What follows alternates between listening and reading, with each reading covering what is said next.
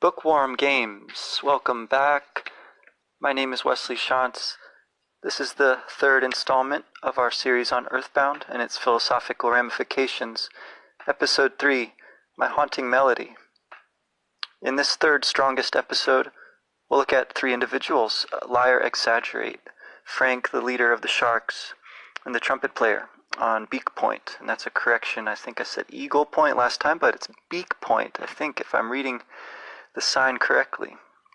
Anyway, before we begin, I want to say thanks this week to Pat Ward of AmPat Corp, sole corporate sponsor of Bookwarm Games, which is so far our imaginary corporate sponsor. But Pat was one of my co-writers on those Zelda Link to the Past inspired stories that I mentioned last time. And ever since, his insights about education and practicing what you preach have been a big impetus for me to finally get some of these newer projects realized. He's been a loyal listener since we rode the bus to school, and ever since up till today, even though he's never actually played EarthBound, that's alright. He's got his first kid now to think about, and who knows, maybe when Brady's a little older, he'll play through some of those old classics, and you guys can talk about them together. Now, being a teacher in public schools for about a decade, and then now also online, I've been thinking a lot about how video games could be profitably taught the way that books are taught. But I do recognize that the devil's in the details. What is the way that books are taught? Anyone who's gone to school and had some form of reading that was ruined for them forever by being assigned, because it's almost enough just to have the compulsion in itself to ruin it for you. And then you associate reading books with assignments and with sitting through boring classes and unpleasant teachers and all sorts of cliche trappings of school-related misery. All of that is definitely enough to do it, even if the book in itself might be good or even great. Though there has been a most regrettable, in my opinion, attempt to engage kids with books that are supposedly more relevant to their lives. And so great books and the very concept of a great book are being culled from our reading lists, from our thinking about teaching. But contrary-wise, I think this could also be the very thing that fuels a renaissance in people actually then reading them, because most students won't read what's assigned anyway. But kids and people generally do get intrigued by whatever they're told they're not supposed to do. And so if they're told that reading these books is not good for them for some reason, or on the other hand, if they're told by someone whom they actually admire and whose values they share that the books are actually quite good, and it's a shame that they don't get to read them in school, well, maybe they will go on and read them. And I think it's a really delicate balance, though, this art of getting people to read, getting people to want to learn great stuff and to think about it. But I have seen it work. I've seen it work in schools where there's a healthy culture, and then by that kind of reverse psychology that we're describing, there's also the chance for it to happen in ones where there isn't a culture of reading. And it's certainly true for people who get free of school, that later on their interest in actually learning and not just rebelling or doing the work for a grade or whatever it is, can really be reborn. And so I believe that there's an audience of people like this out there, and I do hope that some of them are listening and that these words of encouragement do find their way to them in a good hour. I think, too, that like reading great books, playing games like EarthBound will speak for itself, as I've said. Maybe the same ones, the same books, the same games, won't say quite the same things to everyone. But what schools could be are places for people to share whatever good they have been able to take from the books and the games. And they're certainly places to learn a language in which to do this, to have these conversations, to begin to see patterns in them, to benefit from a wealth of all that we've inherited from people who've read them before us, and people in other places and other times have gained from these works. Now, picking up the thread from a couple of weeks past, we've got Buzz's words ringing in our ears and their unexpected echoes in Hamlet running through our mind. We've got the Soundstone in our pocket, or down at the bottom of your yellow backpack. And we've got a taste of Proust's Petite Madeleine, or whatever you named your favorite food, since that's many, many letters too long. That taste and that smell is lingering in our nostrils, in our breath, and in our tongue. And so you set out from home once more in the daytime to find the first your sanctuary location, Giant Step, and to explore your hometown, Onett. First, you may recall that Lier X, the strange and slightly creepy guy who lives up the hill, asked for you to visit him so he could show you something. You don't need to go pay that visit. The story will progress just the same whether you do or not, but if you choose to retrace your steps up to his door, you'll find him waiting eagerly for you. One of those people that one hardly has the heart to put up with, even less to take pity on or feel curiosity towards. For me, that's what Lier X represents, a kind of limit of imaginative sympathy. He's just sort of sad and gross. And yet, if you do follow him down that hole that he's dug through the floorboards of his house, and through the winding tunnel that he's excavated into the hill, his face turned eagerly to see if you're following all the way. At the end, you'll come to a small chamber, lit by the eerie sheen of a golden statue. As he rambles on about his garlic diet and his hopes for further discoveries, you may notice the statue's horns, its sword, the way its eyes seem to follow you, and the surreal sparkles emanating from it, which if you inspect with the check command, and you can use the L button for that, I don't know if you discovered that. I think it's short for lazy. If you use the check command, it's accompanied by a synesthetically twinkly sound effect, seeming to echo in some space that's larger or otherwise dimensioned than the little dead-end room. You learn later, after you've left Lier X down there, and after you've climbed back to the light and the fresh air of your adventure, and you've left him to his spades and his wheelbarrows of dirt and his meretricious promise of further hoard to discover, that this one treasure will be taken from him and betray him and abandon him soon, and so that in despondency he'll dig no more for the rest of the game. Possibly he's got an analog in the old man in the cave in Mother, although my Mother lore is rusty at this point. I seem to remember a character who lives deep in a cave. And he may also have one in the Beatles song, Fool on the Hill. Now he certainly has a parallel in Carpenter, the cult leader, whom we'll next see in the company of what we will learn is known as the Mani Mani statue, 2 weeks or so from now. And then later on in Monotoli, still some months away, we'll see another parallel there. And not least in Ness himself, or whatever name you've chosen, after you complete the Soundstone melody, and you must confront your shadow in the form of an inner demon, which is none other than that golden figure idolized by Lier and his greedy ilk.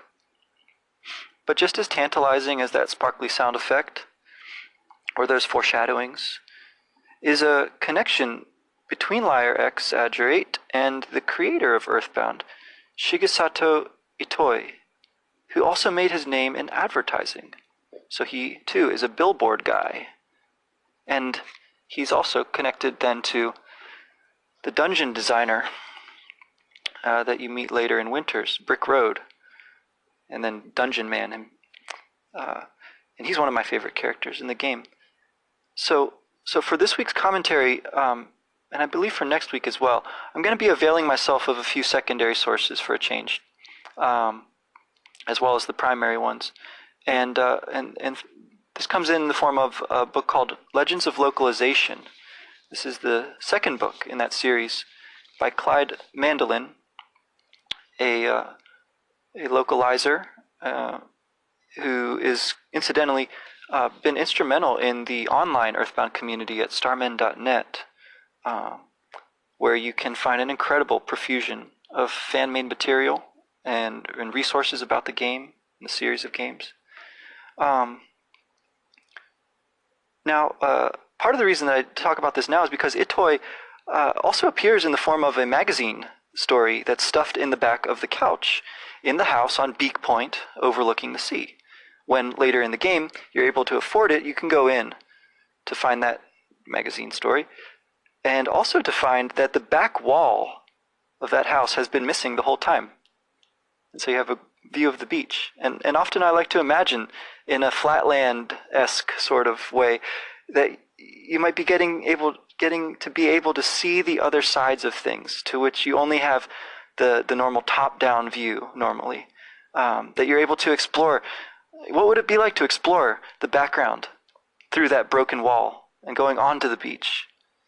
And sort of the way that you get to pass through the hole in the back of the traveling entertainer shack to access the caves leading up to Giant Step. And I especially like to imagine what it would be like to go on over the other side of the hill where the meteorite landed. And I wrote a story about that once, and I put it up on starmen.net somewhere, and I had Picky as the protagonist of that story.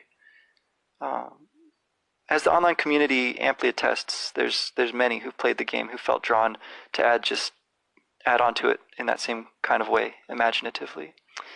Now, the story itself, that's Itoi's story that you find in the couch, is about being pulled over for speeding and then trying to get out of the ticket by telling the cop that your wife is giving birth to a demon baby. So it's a kind of spoof on tabloids. It's written apparently specifically for EarthBound. And so let me just turn to the Legends of Localization summary of who this guy is, who Shigesato Itoi is. So you find this on page 50 of this lovely book. It says here, heading, the man behind the games. So I'm quoting, EarthBound is known for its unconventional ideas and creative gameplay mechanics, yet the game wasn't designed by a normal game designer at all. The Mother series was created by Shigesato Itoi. Itoi has participated in so many different professions throughout his career that it's hard to even begin to describe him. He's primarily known for his famous copywriting work. His catchy slogans and inventive marketing phrases rocketed him to the top of the industry during Japan's copywriting boom in the 1980s. Itoi's creative success led to a wealth of other opportunities, including, and there's a bullet point list, composing lyrics for hit musicians, writing articles for culture magazines, hosting educational television shows for children, acting in films with popular celebrities, holding annual fishing tournaments with popular comedians, co-hosting radio programs, searching for legendary lost gold on national television, voice acting characters in popular animated films, starring in famous commercials, writing and compiling short stories, there you go, and localizing American children's books into Japanese. That's just the tip of the iceberg and doesn't even cover all the awards he's won in different industries. Basically, Shigesato Itoi has the knack for seeing things in interesting new ways, so it's no wonder that his game-related side projects were filled with unique inventiveness too. Okay. And I think it's spot on. I mean, I don't normally like to give too much credence to contextualizing works and looking at their authors. I think it's a bit ad hominem and not always that productive, because you have to sort of say, okay, so what? But in this case, I think it really is an interesting reflection if we're looking at individualities in the game, to see the individuality, this incredible uniqueness of the guy who is primarily responsible for creating the game. Now, let's see. Oh, yeah, okay. Now I can't move on into this too much, but I do just want to point out that one other extremely interesting point about Itoi's inspiration for the game is mentioned late in the book, because it comes late in the game. It is to do with the game's final boss fight with Giygas, and it gives us another angle on these central themes of home and family and self. So I'll read a little bit more from the book here, Legends of Localization. This comes on page 290. The traumatic inspiration behind Giygas' dialogue. Shigesato Itoi has stated that the mixture of pain and joy that Giygas speaks about was inspired by a traumatic childhood memory. As a young boy in the 1950s, Itoi visited a movie theater but accidentally went into the wrong screening room. He saw a scene from Kempei to Barabara Shibijin, and that translates The Military Policeman and the Dismembered Beauty, a mystery film with elements that were considered dark and appalling at the time. The scene in question involved a woman being murdered while making love to her fiancé. The sickening mixture of pain and pleasure greatly disturbed the young Itoi, who ran home and barely spoke a word that night. Itoi wanted players to experience that same feeling during the final battle of Mother 2, so he wrote Giygas' text to include a combination of pain, pleasure, and more. Itoi recalls another incident that inspired Giygas' dialogue. This is a quote from Itoi. Giygas snaps and loses his mind, as you know. Well, this probably isn't the nicest topic to bring up, but a long time ago I happened to witness a traffic accident. A young woman was lying on the ground, but instead of saying, "I can't breathe," or "help," she cried out, "It hurts." That really disturbed me. I felt that having Giygas say this same line would make you reluctant to attack him, even though he's the enemy. He's even calling your name the entire time. As for the line, "It's not right," it means, what you're doing isn't right, and what I'm doing isn't right. I have to say a chill went through me when I was coming up with all these lines.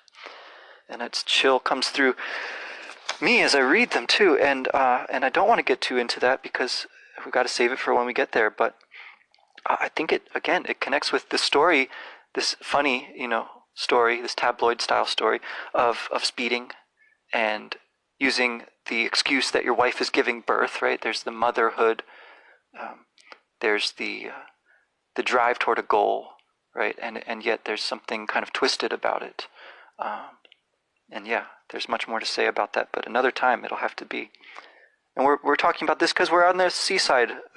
We're at the seaside real estate with its Easter egg. And out there on the point, accessible right from the start of the game, is the the second. I have a hard time reading my own handwriting. It's the second of our triumvirate for today, the trumpet player. All right, so like any other townsperson, he walks in place, and he's always facing west, the opposite of east.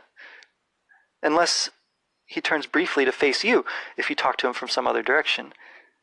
Now talking, like checking the statue, you can do that with the L button if you want to play with one hand and drink or eat with your other hand, right?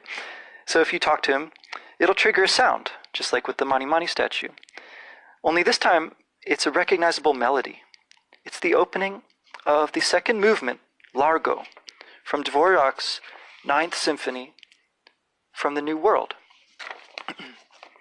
And now a bit of a digression on the word then.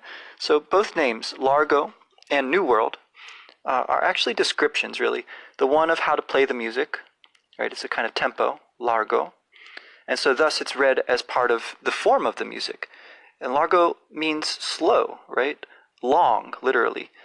So you're pulling out the notes. Or if you like, you're lingering over each one. And the melody itself somehow expresses longing, whether it's because Dvorak was writing it in America when he was inspired by some musical ideas that he encountered here from Native Americans and from African American spirituals. That's one thing that I've read about the piece, again drawing on the illustrious secondary source Wikipedia and the notes that I've seen in some of the concerts that I've gone to where it's performed. They'll tell these kind of stories. Or, okay, here's the other option. So either he's expressing in that sense the longing of the people in America, right? Those groups of people, their longing, their spiritual strivings, as W.E.B. Du Bois would say. Or it's out of Dvorak's own longing for his own homeland, which he is separated from. It's a musical motif, anyhow, which seems to be cognate in many cultural traditions. I think it's called a pentatonic scale. I don't know enough about music to get too technical, but that's, again, what I've read. And it's a simple and moving melody, and it is, in turn, developed in the full symphony into something very complex, and in something that is fairly, I think, one of the great compositions of that time and place, or of any time and place.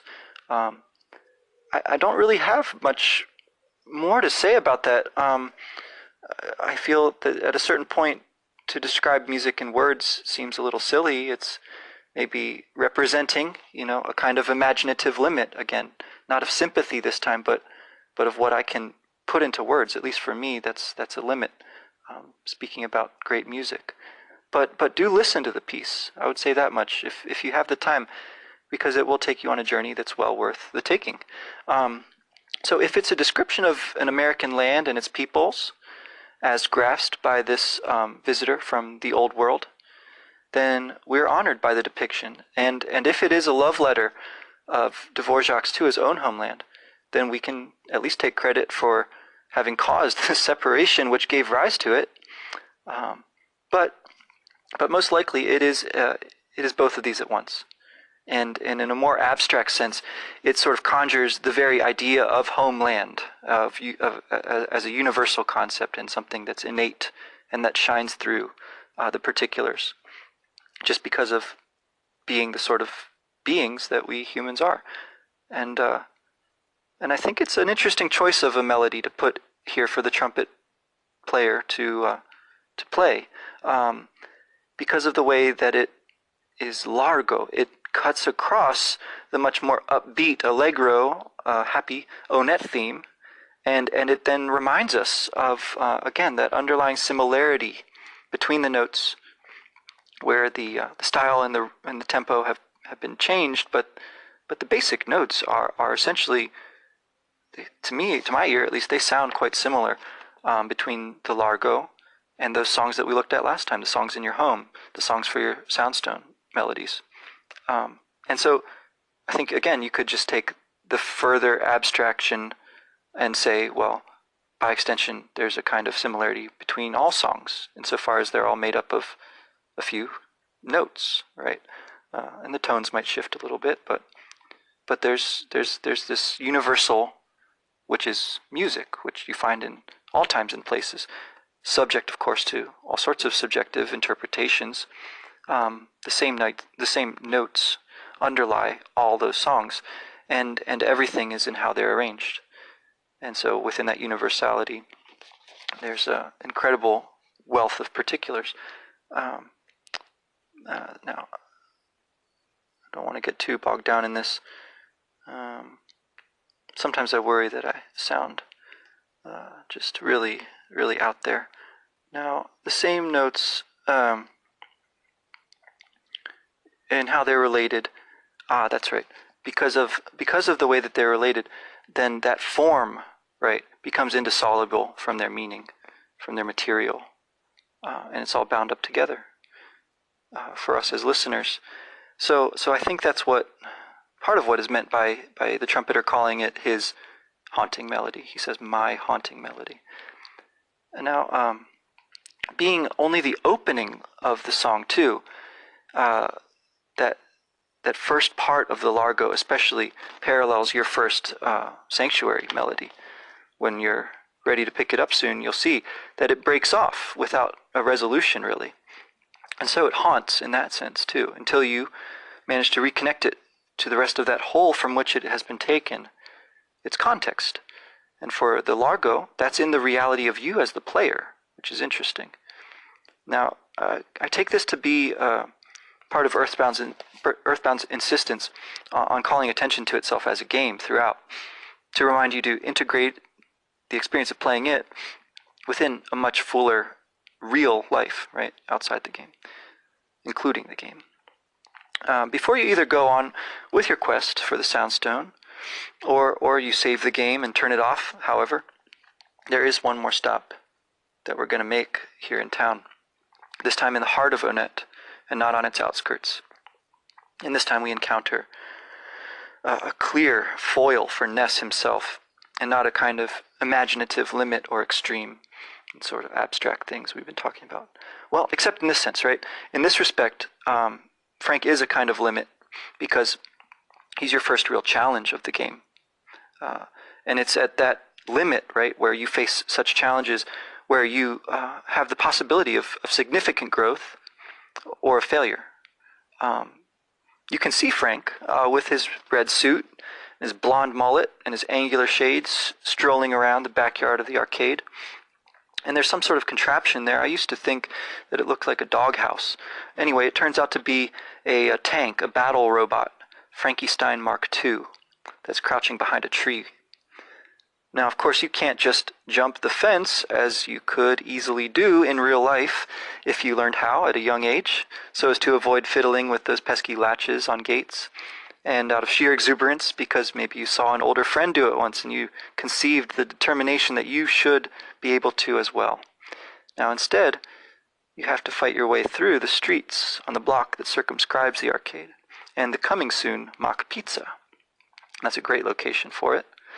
And it's good for you that you do, because without the experience you gain trouncing all his cronies, you would have little hope of overcoming fail-proof Frank. Quite possibly, like me, you will even lose against a gang of sharks, or under the withering attacks that Frank brandishes a knife at you one too many times. But if this happens, don't despair.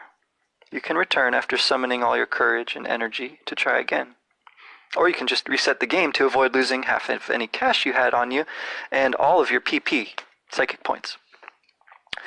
Losing, as anyone knows, is part of the game, and a good game teaches you how to deal with losing, how to learn from it, to reset, and then fix it, or maybe just get better prepared for next time, so that if it was bad luck, then you won't be as susceptible to it if it happens again.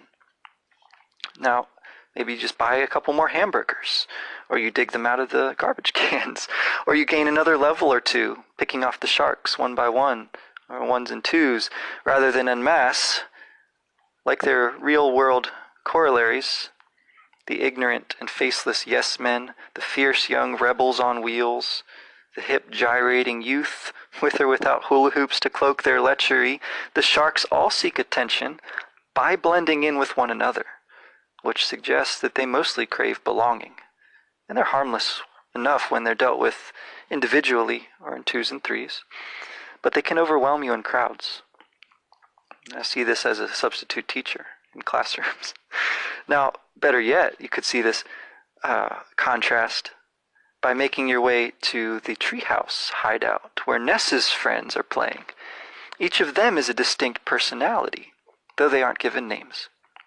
And needless to say, they don't attack you, even the way Everdred will in Berglund Park later, in a spirit of roughhousing competition, rather than the kind of rudderless aggression that the sharks treat you with. Anyway, that's what Everdred claims, at least. But instead, one of your friends tells you about a dream he had about you traveling with a girl, and he asks you to tell her hi from him.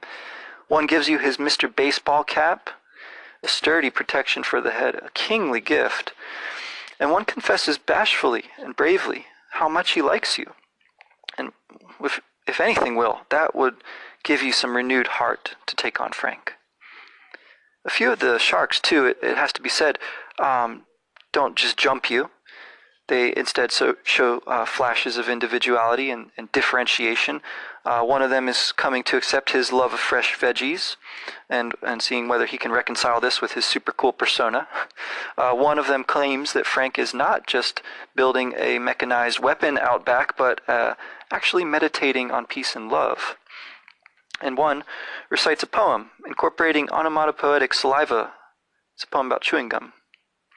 When you do reach Frank himself, he loses his patience quickly when you are silent in response to his asking your name. Presumably, this represents not your fear clamming you up, but your unwillingness to compromise, even to the point of bandying any words with this laissez-faire leader of the town hooligans. It suggests also, for me at least, another great limitation of this game, one that's brilliantly picked up on by the strongly EarthBound influenced, surprisingly quite popular, wildly popular recent work, Undertale. It picks up on that Giygas fight, actually, and in that game you don't always have to fight, right? And surely we'll have to talk about that one of these days. But in EarthBound, the story really only progresses through RPG-style battles, and the only way to win them is by RPG-style fighting, leveling up, with some very small room for luck and guts and strategy. With the major exception of the Giygas fight, right, which unforgettably breaks out of that, and sort of Adumbrate's the sort of thing that Undertale will develop much more thoroughgoing way and integrate into its thematic material, its storyline. All of that will merit some discussion in its own right. But that will be another time. All I can say now about this in EarthBound's defense is that, well, at least its violence is highly stylized, right? It only ever takes the form of light and sound effects based on some text commands and some numerical calculations of costs and damage and so on.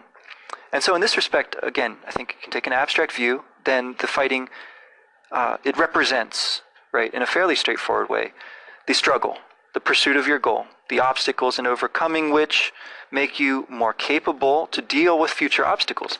And so there's this accumulation of experience, and there's this gradation of levels, these plateau after plateau of further development, which are measurable, right? Measurable improvement, which is a kind of upward spiral and feeds on itself in a positive way, right? And it unlocks, right, psychic powers, right? That's got to be symbolic for new knowledge, new understanding, wisdom, right? You're not only, of course, responsible for dealing out damage either. Your health scrolls down with each blow that you receive, and each choice that you make to attack leaves you open to being attacked in turn. And you never know when the smash will go against you. And it turns out it's fairly consistently when you're fighting the rowdy mouse denizens of Giant Step. You suffer not physically, right, not you as the player, but in sympathy with Ness and his friends when they fall. And you certainly feel frustration if you're knocked out and you have to restart. Or you might even quit, which is galling. And it must be said, you suffer a certain amount of tedium too, because you got to fight all these battles and level up and all that good stuff. Though EarthBound addresses this to an extent in a few novel ways. Not only with the auto fight command, so you can just kind of zone out during battles, read something else if you want. But as the friendly mole explains, if you sneak up behind enemies, you can surprise them. And frequently, if they're caught on their own, you can win without a fight. So in this respect, we get a glimpse of an ideal toward which you strive, another kind of limit. The ideal being victory, of course. And it's not effortless exactly, but in a way it is, in some ultimate sense, which is at times actualized in these glimpses you get. It's what's called... Taoism, I think, Wu Wei, action without action. You could call it, Western, Judeo-Christian terms, grace, perhaps. So that all of your sufferings, all this stylized, symbolic violence, is for some purpose. And it's not just that your might makes your right, but that you must make the sacrifice of hurting as well as being hurt, in order to get to a place of peace, which actually means something. And so there's this mixture of pleasure and pain, and maybe it's not all that pleasant, but there is, something about that which is part of the rules of the game, however you conceive of that. And one last thing I'd say there too is that defeating enemies, it's always, they're defeated, or if it's an animal usually, they're tamed. Right, you're not actually killing things in this game. As we touched on in the end of the last episode, sorry if I was rambling a bit there too, but there's this obsession with violence and of strength that's dramatized in all these games from that time, and I guess most video games, honestly, which seems to me to be a response to the violence of the 20th century. Just as much as it's aligned with myths of monster-slaying heroes. So for a proud country like Japan to have been not only defeated, but devastated, and exposed to the unimaginable catastrophe of nuclear annihilation, and then to put itself back together in close cooperation with the former enemy, the United States, and with all the vast shifts to the economy and the culture and the society that goes with that transformation, the portrayal of these three solitary individuals, and then of Eagle Land, Onett as a whole, it begins for me to brim with significance. You've got Lier X, who highlights the loneliness, the temptation to dig inward, when all that's there to be found is a specious refuge, and specious strength, and gilded resentment, and delusions of grandeur. He's like Dostoevsky's Underground Man, or Richard Wright's Invisible Man. No, not Richard Wright, sorry, Ralph Ellison's Invisible Man. No, Frank, on the other hand, seems to have the right idea, going to Giant Step, as we're told by one of the townspeople, and trying to meditate. We'll give him the benefit of the doubt, trying to meditate on peace and love. But the place doesn't speak to him, and just as you refuse to speak to him, for he's surrounded himself with these flunkies that are given over to their basest desires, rather than to surround himself with true friends like yours who play in the treehouse. He relies on his own strength, and when that fails, he relies on that of his contraption. But it's only after failure that he begins to see where he went wrong, what he was missing, that which Ness alone and his friends, when you meet them, possess, apparently. None of the foes do. And that's, of course, the capacity to grow stronger, which they have apparently limitless potential. And to Frank's credit, he realizes this. And if you visit him then after his defeat, he'll offer the same effect of recovery as you get from visiting home. So the arcade is once more made safe for everyone, and not just those who wear the right outfit and project the right persona. The image of people gathered together to play, yet each separate on his or her own arcade game, is so interesting symbolically as to almost, but not quite, make up for the fact that the games are not actually playable. But again, perhaps this should indicate Ness's purity, the kind of strength that he is after, right? So he's not going to waste his time playing video games. Well, anyway, we'll look at that more and all the social and political and economic dimensions of Onett and Eagle Land next time. The last of our three individuals, just to keep recapping here. Last of our three individuals from this time, the trumpet player on the point, overlooking the sea, calls himself the happiest man in the world. It plays a haunting melody. My haunting melody, he calls it, having made it his own the way you make your sanctuary your own. And then sharing that insight with anyone in town who can hear it. He is sharing that inspiration with the whole town. Just as you go out to save the whole world, and then you share in the earth's power, which it has lent to you to use as your own. The trumpet player is, this is kind of interesting, the westernmost figure in the town, which is itself most representative of the conquering Western culture, right? He plays a song from another reality, from our own. And it harkens back to another homeland, Dvorak's Bohemia. And yet, in facing west and looking over the ocean, he's in fact oriented towards the Far East, right? The homeland of the game developers, who are irrevocably permeated with the same globalizing forces which allow us in our living rooms in the United States to play this work that was created in Japan. As if that weren't enough, I'll just note in passing the two illusions made by the giant step, right? The footprint of some incredibly powerful yet apparently absent being. He was heading up over the mountain, to judge by his footprint there, and it seems heading to that inaccessible other side. So the Giant Steps, that name is a jazz album of John Coltrane, and for music, artists like Coltrane are something of what Proust was for literature, and Proust's followers in the 20th century.